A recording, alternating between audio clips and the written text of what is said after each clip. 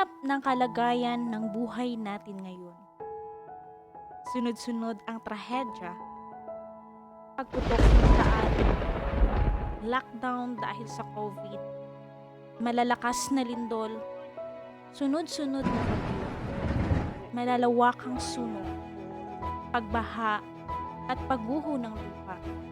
Idagdag mo pa ang kawalan ng trabaho, malulubhang pagkakasakit, walang pera, maraming nagugutom, nag-aalala, natatakot, namamatay.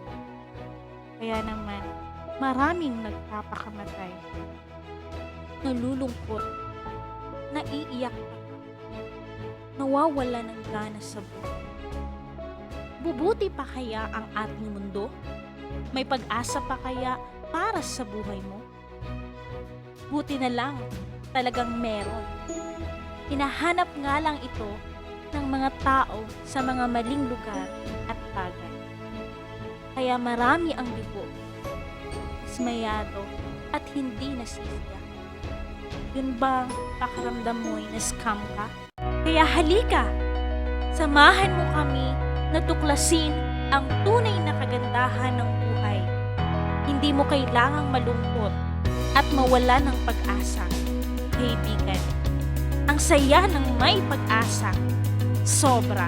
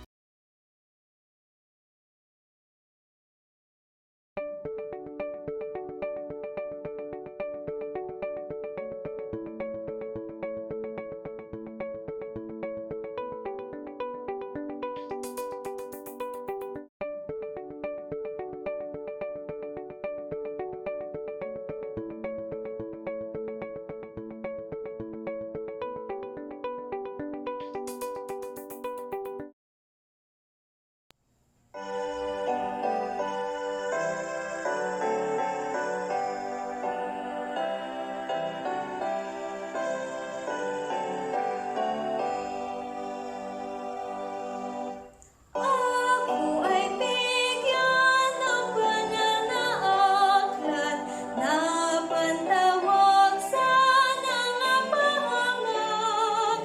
Sa payapa'y di hadlang ang pagkabag, pagkat si Jesus ang humahanap. Ako ay bigyan ng pananaaklat na tatanglaw sa daang mahirap.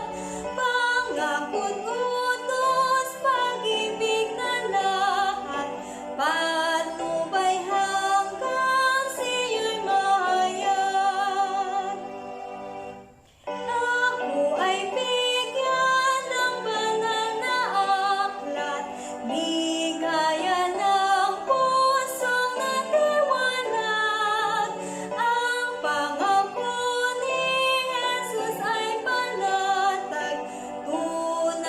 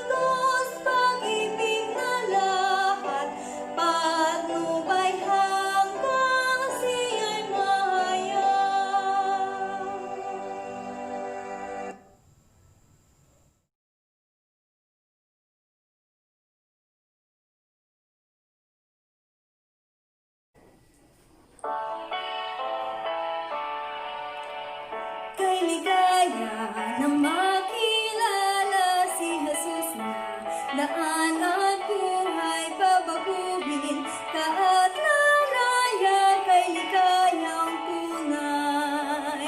Kay ligaya na makasama si Jesus na mapagpatawad tinubos niya kung sa aking sala kay ligayang tunay.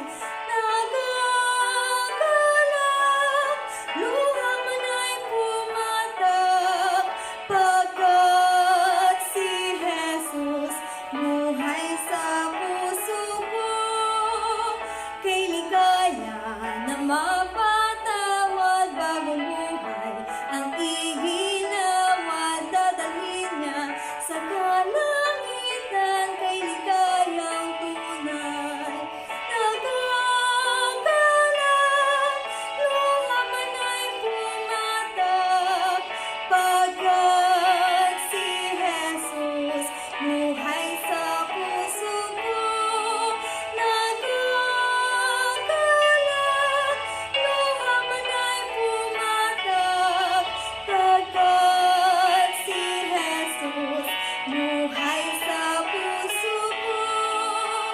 Kay ligaya na mapatawad bagong buhay ang iginawa, dadalhin niya sa kalangitan kay ligayang tunay. Kay ligayang tunay. Kay ligayang tunay.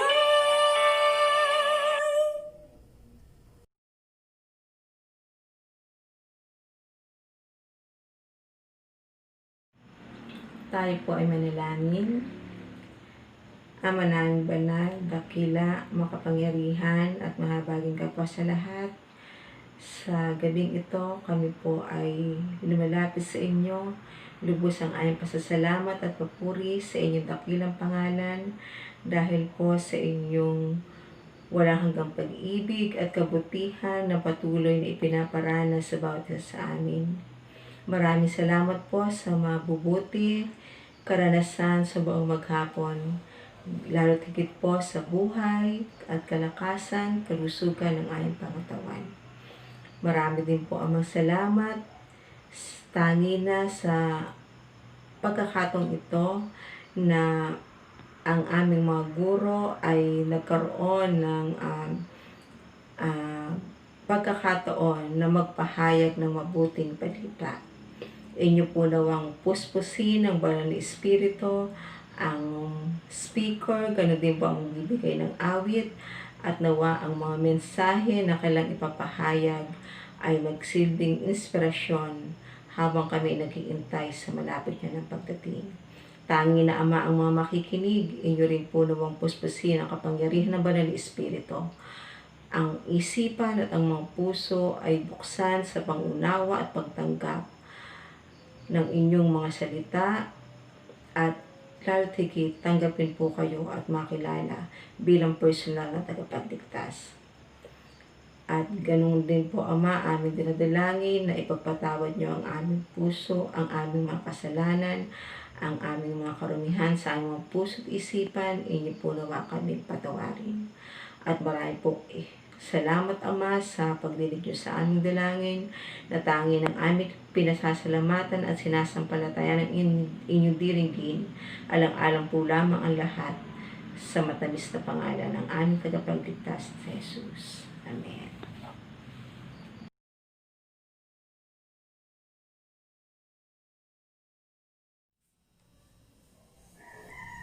Isang mapagpala at mapayapang gabi po sa inyong lahat, mga kaibigan. Masaya namin kayong wini-welcome sa ating serye Gabi-Gabi. Serye ng pag-aaral na may title na Ang Saya ng May Pag-asa, Sobra. Sa ating pong mundo ay nanahulog sa pagkakasala, ay ating pong makikita ang bunga nito. Kaliwat kanan ng mga problema, mga pagsubok, at na nagpapahirap sa ating mga buhay. At ngayon pa na nalalapit na magabalik ng ating Panginoong Hesus, ating pong nakikita ang mga krisis, at alam po natin na lalo pa po itong magiging matindi habang nalalapit na ang kanyang pagbabalik. Ang mahalagang tanong mga kaibigan, mayroon ba tayong pinanghahawakan ng matibay na pag-asa sa ating buhay? Mga kaibigan, ang tanging pag-asa na mayroon tayo ay atin lamang matatagpuan sa ating Panginoong Hesus at sa kanyang mga salita. At kaya nga po atin pong patuloy na panonoodin ang mga serye na ito ng aming nais. Nawa ito ay mas lalo pang makapagbigay ng matibay na pag-asa sa ating mga buhay at magdulot po ito ng lubos na kasiyahan na hindi mawawala sa atin anuman ang ating maging karanasan sa buhay na ito. Ang mga nagtatalakay po sa ating gabi-gabing serye ay ang mga teacher ng Santa Isabel Adventist Elementary School. Kaya nga mga kaibigan, kung meron man po sa inyo na na-bless itong mga nakaraan na mga gabi-gabing serye, sana po ito po ay inyong i-share para marami pa ma-bless at makinabang po sa mga pag-aaral na ito. May God bless you all.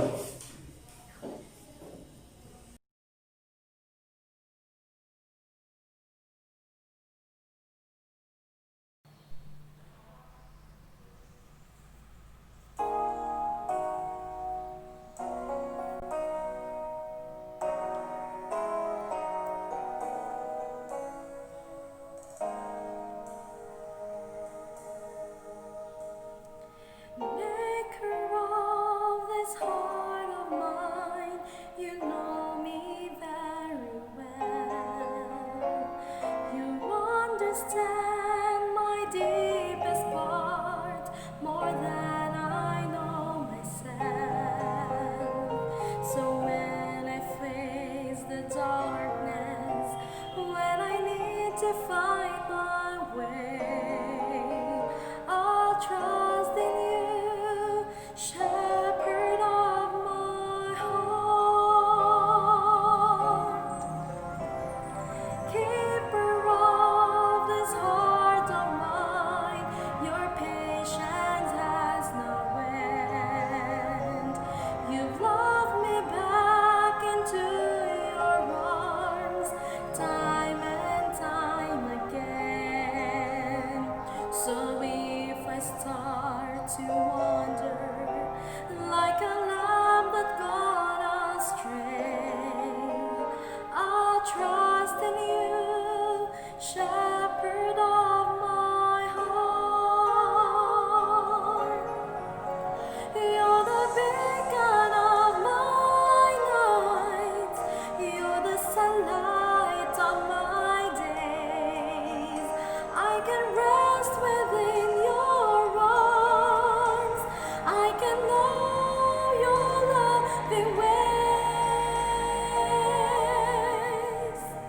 So let the cold wind blows, let the storm rage all around. I trust in you, shepherd of my heart.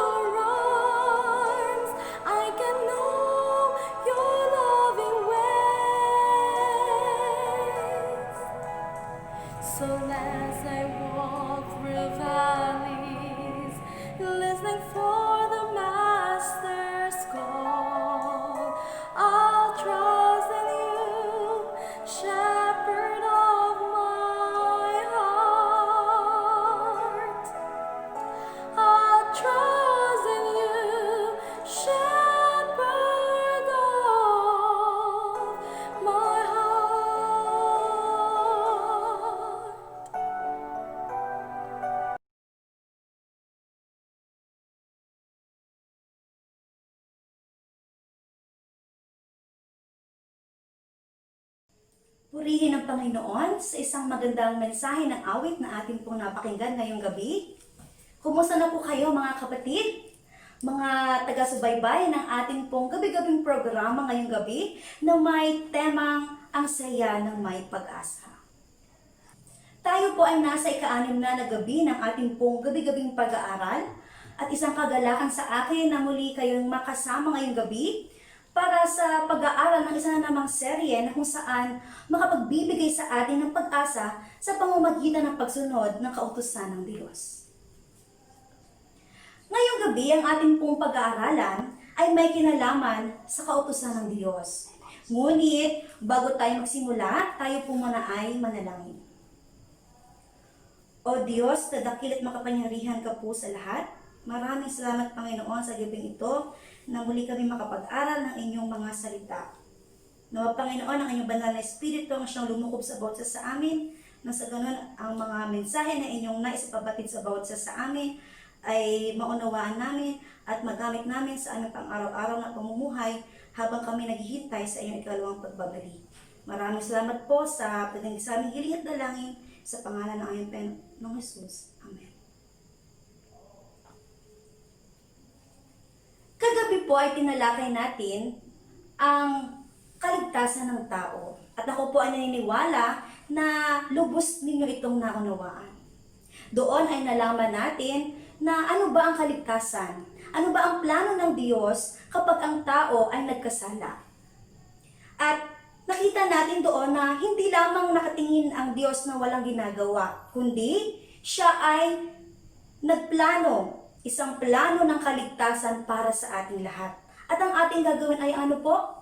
Tanggapin natin siya bilang personal na tagapagligtas. Ngunit, ang tanong, ano ba ang dahilan kung bakit kailangan tayong iligtas ng Diyos? Ito ay dahil sa ating kasalanan. Isa sa mga naging dahilan kung bakit nagpadala ang Diyos ng tagapagligtas ay dahil sa paglabag natin sa kautusan. Nang dahil sa kasalanan, tayo ay napahiwalay sa Diyos. Pero dahil sa kanyang wagas na pag-ibig sa atin, ay ipinagkaloob niya ang kanyang nag-iisang anak upang tayo ay tubusin sa ating pagkakasala. Marami nakasulat sa Biblia na ang kasalanan ay ang paglabag natin sa kautusan. Sa halamanan ng Eden ay nagkaroon na ng kautusan.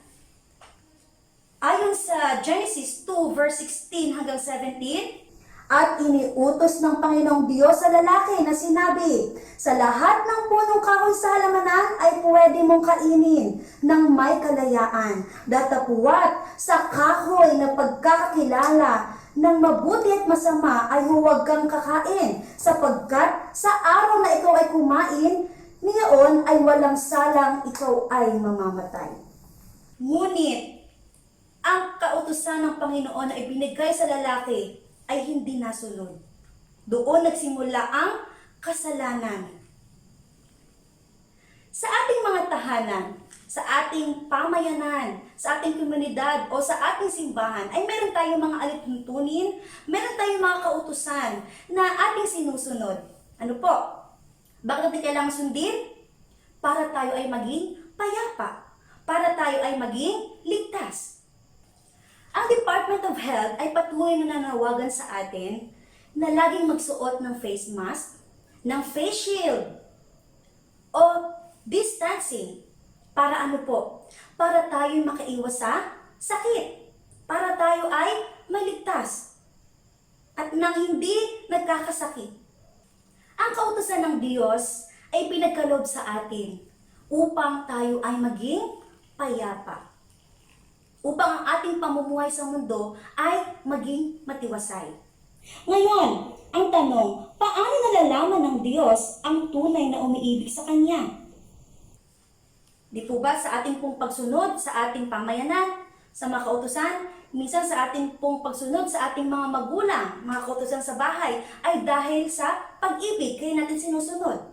Ngayon ang tanong, paano napapatunayan ng Diyos na tunay na umiibig tayo sa Kanya?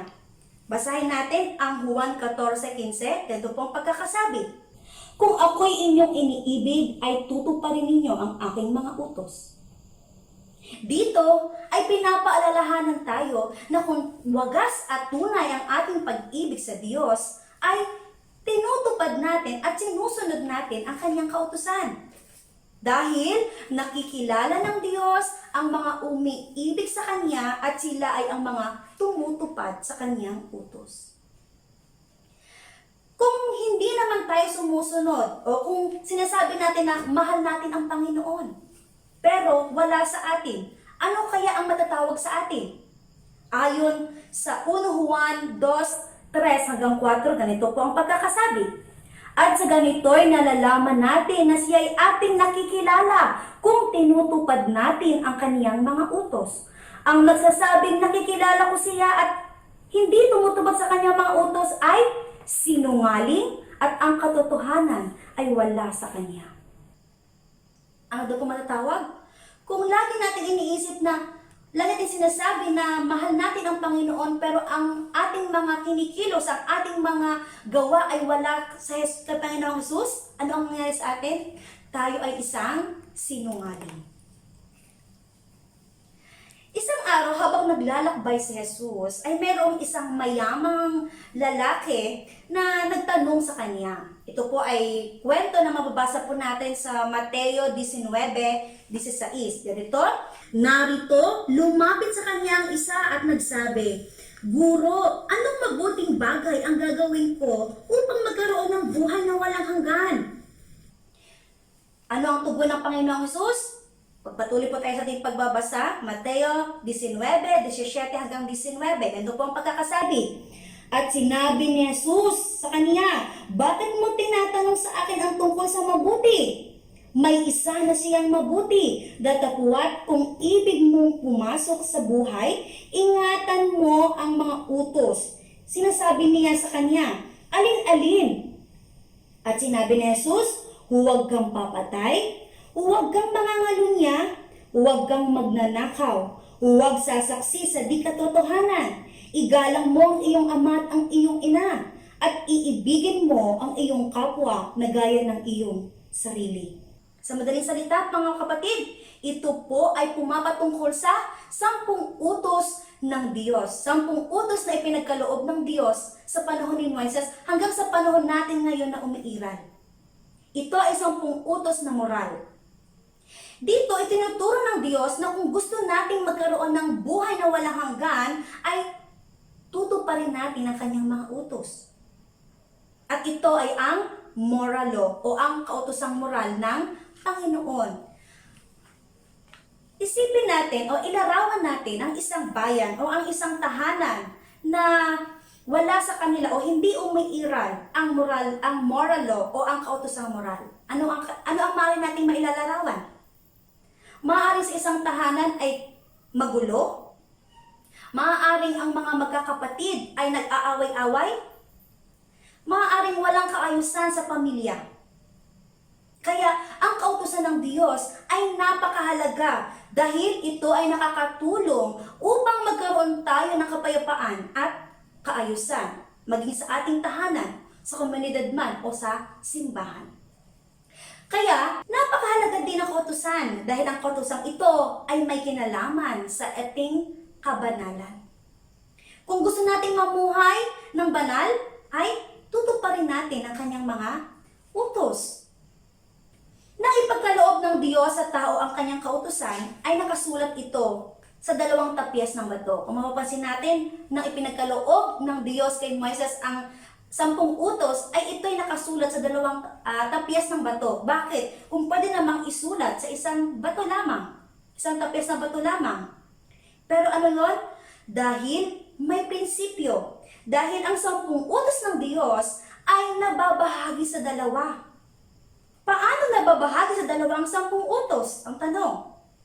Basahin natin, mga kapatid, ang Lucas 10:25 hanggang 28. Ganito po ang sinasabi. At narito ang isang tagapagtanggol ng kautusan ay nagtindig at siya ay tinutukso na sinasabi, Guro, anong aking gagawin upang magmana ng walang hanggang buhay? At sinabi niya sa kanya, ano ang nasusulat sa kautusan? Ano ang nababasa mo? At pagsagot niya ay sinabi, iibigin mo ang Panginoon mong Diyos ng buong puso at ng buong kaluluwa mo at ng buong lakas mo at ng buong pag-iisip mo at ang iyong kapwa na gaya ng iyong sarili. At sinabi niya sa kanya, matuwid ang sagot mo, gawin mo ito at mabubuhay ka. Sa madaling salita, ang 2 tapyas ng bato kung saan nakasulat ang 10 utos ng Diyos ay naglalaman ng pag-ibig sa Diyos at pag-ibig sa kapwa. Isa sa mga dahilan kung bakit ibinigay ng Diyos ang kautusan. Ito ay upang mapangalagaan natin ang relasyon natin sa Diyos at upang mapangalagaan din naman ang relasyon natin sa ating kapwa. Ngayon, nakasulat ba sa Biblia ang mga kautusan ng Diyos? Opo, mga kapatid. Ito po ay mababasa natin sa Exodus 20 verse 3 to 17. Naroon po ang 10 utos na ipinagkaloob sa atin ng Diyos. Ngayon, ano-ano ang mga utos na sinusunod natin kung mahal natin ang Diyos? Sinasabi ko nga kanina na ang 10 utos ng Diyos ay nakasulat sa 2 tapyas ng bato. Ang isa ay kautusan o mga kautusan na dapat natin sundin kung meron tayong pag-ibig sa Diyos. At ang isa naman ay mga kautusan na kung meron tayong pagmamahal sa ating kapwa. Ngayon, ang tanong dito, ano ang mga utos na sinusunod natin kung mahal natin ang Diyos? Narito po mga kapatid. Una, huwag kang magkakaroon ng ibang mga Diyos sa harap ko. Ikalawa, huwag kang gagawa para sa iyo ng larawang inanyuan o kawangis man ng anumang anyong nasa itaas sa langit o ng nasa ibaba sa lupa o ng nasa tubig sa ilalim ng lupa. Huwag mong yuyukuran sila o paglilingkuran man sila, sapagkat akong Panginoon mong Diyos ay Diyos na mapanibughuin.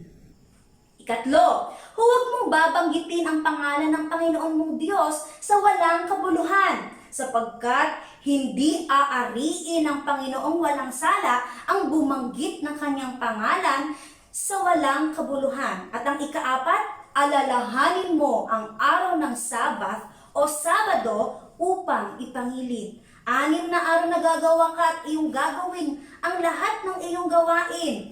Ngunit ang ika-7 araw ay Sabat sa Panginoon mong Diyos. Sa araw na iyon ay huwag kang gagawa ng anumang bagay, sapagkat sa 6 na araw ay ginawa ng Panginoon ang langit at lupa, ang dagat at lahat ng nangaroon, at nagpahinga sa ika-7 araw na anupat pinagpala ng Panginoon ang araw ng Sabat o Sabado at pinakabanal. Ano mga kapatid? Kung mahal natin ang Diyos, wala tayong ibang Diyos na sasambahin. Kung mahal natin ang Diyos, ay hindi tayo gagawa ng mga inanyoang mga bagay. Kung mahal natin ang Diyos, ay hindi natin mababanggit o hindi natin babanggitin ang pangalan ng Diyos ng walang kabuluhan. Kung mahal natin ang Diyos, ay lagi tayong may laan ng oras o may laan na araw para sambahin at purihin natin siya. Yan po ay mga paalala sa atin mga kapatid, na kung mahal natin ang Panginoong Diyos, ay ang mga kautusan ng Panginoon ay ating sundin. Ngayon, ang tanong, ano naman ang mga utos na kailangan na sinusunod natin kung mahal natin ang ating kapwa? Ayon sa Roma 13, 8 hanggang 10, sabi po dito, huwag kayong magkautang ng anumpaman sa kanino man, maliban na sa mga ibigan kayo, sapagkat ang umiibig sa kanyang kapwa ay nakaganap na ng kautusan. Sapagkat ito, huwag kang mangangalunya, huwag kang papatay, huwag kang magnanakaw, huwag kang mananakib. At kung meron pang ibang utos, ay nauuwi sa salitang ito. Sa makatuwid bagay, ibigin mo ang iyong kapwa na gaya ng iyong sarili. Ang pag-ibig ay hindi gumagawa ng masama sa kanyang kapwa. Ang pag-ibig nga ay siyang katuparan ng kautusan. Ano-ano po mga kapatid? Sisayin po natin. Una, ito yung mga kautusan kung mahal natin o kung atin pong iniibig ang ating kapwa. Una, igalang natin ang ating ama at ang ating ina upang ang iyong mga araw ay tumagal sa ibabaw ng lupa na ibinibigay sa iyo ng Panginoong Diyos. Kaanim, huwag mo kang papatay. Huwag kang mangangalunya. Huwag kang magnanakaw. Huwag kang magbibintang sa iyong kapwa. Huwag mong iimbutin ang anumang bagay ng iyong kapwa. Yan ay ang mga moral, mga kautusan ng Diyos na nakasulat sa banal na kasulatan na kung mahal natin ang ating kapwa, ay hindi tayo mag-iisip na masama sa ating kapwa. Dahil sa pag-ibig, kung managana sa ating mga puso ang pag-ibig ng Diyos, mararanasan natin ang pagmamahalan sa isa't isa. Makakaranas tayo ng kapayapaan. Maibibigay natin sa ating kapwa ang pagmamahal na nagmumula sa Diyos. Hindi tayo mag-iisip na magnakaw. Hindi tayo mag-iisip na mangalunya. Hindi tayo magbibintang ng ating kapwa. Hindi tayo mag-iimbot ng hindi natin mga bagay. Igagalang natin patuloy ang ating mga ama't ina. Yan ay mga 10 utos mga kapatid, na kung mahal natin ang ating kapwa, ay hindi tayo mag-iisip ng anumang bagay. Pawang pagmamahalan at pag-iibigan lamang ang managana sa atin. Ngayon, ano ang mahalagang katangian ng kautosang moral ng Diyos? Ayon sa awit 111 verse 7 hanggang 8, ganito pong pagkakasabi. Ang mga gawa ng kanyang mga kamay ay katotohanan at kahatulan. Lahat niyang mga tuntunin o kautusan ay tunay na natatatag magpakailanman, mangyayari sa katotohanan at katuwiran. Ano daw pong mahalagang katangian ng kautusan ng Diyos? Ito ay ang walang hanggang yari o walang hanggan na yari sa katuwiran at kautusan. Ano naman ang katangian ng kautusang moral ayon kay Pablo? Yan, si Pablo ay isa din po sa mga naglarawan. Ano ba ang katangian ng kautusan? Ayon sa Roma 7 verse 12, ganito po. Kaya nga ang kautusan ay banal at ang utos ay banal at matuwid at mabuti. Ano po ang pagkakalarawan ni Pablo? Ang kautusan ng Diyos ay banal, isang matuwid at mabuti. Ngayon, ano naman ang pahayag ng Panginoon tungkol sa kanyang kautusan o tungkol sa kautusang moral? Ayon sa Mateo 5:17 hanggang 19, ganito po ang pagkakasabi. Huwag ninyong isiping ako'y naparito upang sirain ang kautusan o ang mga propeta. Ako'y naparito hindi upang sirain, kundi upang ganapin, sapagkat katotohanang sinasabi ko sa inyo, hanggang sa mga lawa ang langit at ang lupa, ang isang tuldok o ang isang pudlit, sa anumang paraan ay hindi mawawala sa kautusan, hanggang sa maganap ang lahat ng mga bagay. Kaya't ang sino mang sumuway sa isa sa kaliit-liitang mga utos na ito ay ituro ang gayon sa mga tao, ay tatawaging kaliit-liitan din naman sa kaharian ng langit. Datapwat ang sino mang gumanap at ituro, ito'y tatawaging dakila sa kaharian ng langit. Si Jesus ay hindi naparito upang baguhin ang kautusan, kundi ganapin.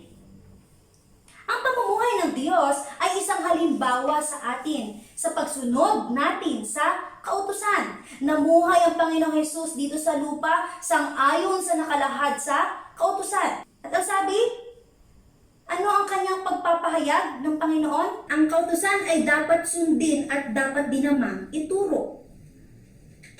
Na tayong mga nakikinig ay nalalaman natin ang mga kautusan ng Panginoong Diyos. Ano ang dapat natin gawin? Hindi lamang natin to isa sarili, kundi atin din naman itong ituro sa iba. Ngayon, bilang nilalang ng Diyos, ano ba ang buo nating katungkulan? Ayon sa Ecclesiastes 12:13-14, atin pong basahin. Ito ang wakas ng bagay, lahat ay narinig. ikaw ay matakot sa Diyos at sundin mo ang kanyang mga utos, sapagkat ito ang buong katungkulan ng tao, sapagkat dadalhin ng Diyos ang bawat gawa sa kahatulan, pati ng bawat kubling bagay, maging ito'y mabuti o maging ito'y masama. Doon sa kasulatan ng Ecclesiastes sa banal na aklat ay malinaw na sinasabi dito na ang buong katungkulan ng tao ay matakot sa Diyos at sumunod sa kanyang mga utos. Dahil tayo ay hahatulan base sa ating pong pagsunod sa ating kautusan. Ngayon, magagawa ba ng tao na ganapin ang kanyang katungkulan? Ayon sa Filipos 2:13, ganito pong pagkakasabi, sapagkat Diyos ang gumagawa sa inyo maging sa pagnanasa at paggawa ayon sa kanyang mabuting kalooban. Tinutulungan tayo ng Diyos na matupad natin ang ating katungkulan bilang kanyang mga alagad, bilang kanyang mga anak. Ang Diyos ang magbibigay sa atin ng kapangyarihan na makasunod kung atin lamang ipasakop ang ating sarili sa Diyos at humingi tayo ng gabay sa Kanya. Ayon nga sa Filipos 4:13, ganito po, lahat ng mga bagay ay aking magagawa doon sa nagpapalakas sa akin. Walang imposible sa Panginoong Diyos. Kung tayo ay lumapit sa Kanya, humingi tayo ng Kanyang presensya, hingin natin ang Kanyang presensya sa atin na siyang kumilos para sa atin ay magagawa natin mga kapatid na magampanan natin ng buong pag-asa, ng buong kakayahan ang mga katungkulan natin bilang mga anak ng Diyos. Mga kapatid, ang panawagan sa atin ng Diyos ay matakot tayo at sumunod tayo sa Kanya mga utos. Magagawa natin itong sundin sa pamamagitan ng kapangyarihan ng Diyos. Ang Diyos ay nalulugod sa Kanyang mga anak na patuloy na sumusunod sa Kanya. Isipin po natin patuloy na ang mga tagubilin ng Diyos, na ang mga kautusan ng Diyos ay lagi nating isakabuhayan at lagi nating sundin. Na sa ganon ay magkaroon tayo ng pag-asa. Na isang magandang pag-asa, na isang masayang pag-asa, at iyon ay ang langit na bayan. Dahil sa kautosang ito, dito tayo hahatulan ng Diyos pagdating ng panahon. Na bagamat tayo niligtas sa pananampalataya ay tayo pa rin ay hahatulan ayon sa kautusan. Mga kapatid, nawa ang gabing ito ay magsilbing paalala sa atin na tayo patuloy na sumunod sa Kanya, nang sa ganon ay magkaroon tayo ng pag-asa at makasama tayo sa mga tatawaging banal na nagtatyaga at nagsisitupad sa Kanyang mga utos. At magkaroon ng pagkakataon na manahan sa langit na bayan na inihanda ng ating Diyos sa iyo at sa akin. Napakagandang mensahe ito mga kapatid.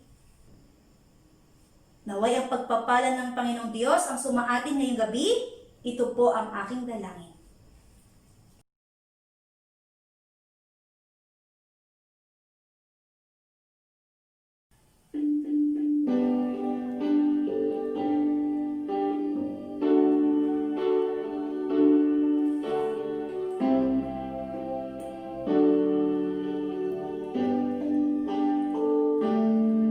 Ang salita mo'y ilawan sa aking mga paa.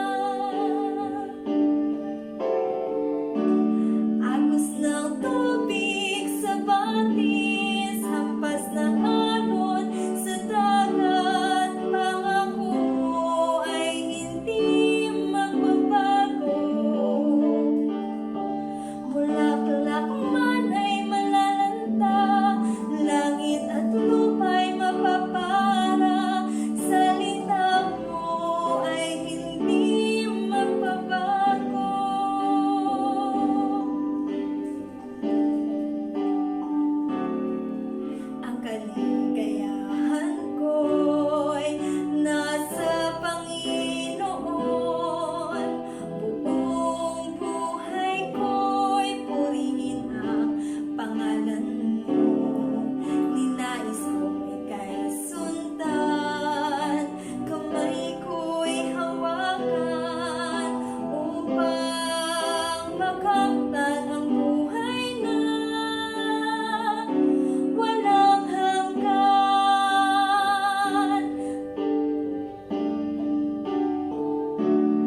Agos ng tubig sa batis, hampas ng alon sa dagat, pangako mo ay hindi magbabago. Bulaklak man ay malalanta, langit at lupa'y mapapara, salita mo ay hindi magbabago. Agos ng tubig sa batis, hampas ng alon sa dagat, pangako mo ay hindi magbabago. Bulaklak man ay malalanta, langit at lupa'y mapapara, salita mo ay hindi magbabago. Salita mo ay hindi magbabago. Salita mo ay hindi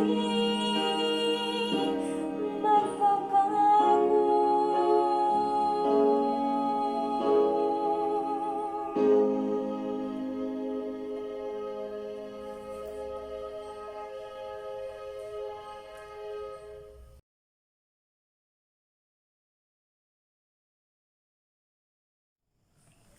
Tayo po ay manalangin. Dakila at makapangyarihan namin Diyos, na may akda ng 10 utos. Maraming salamat po sa kautusan na inyong ipinagkaloob sa bawat isa sa amin, na kung amin itong susundin, ay kami magkakaroon ng kapayapaan at pag-asa sa aming buhay. Tulungan kami, Panginoon, na magampanan namin ang buong katungkulan namin bilang inyong mga anak na naghihintay sa inyong pagbabalik. At magkaroon kami ng pag-asa dyan sa langit na bayan dahil tunay na kaysaya ng may pag-asa sa piling po ninyo. Ito po ang aming sama-samang panalangin sa pangalan ng aming dakilang tagapagligtas na si Jesus. Amen.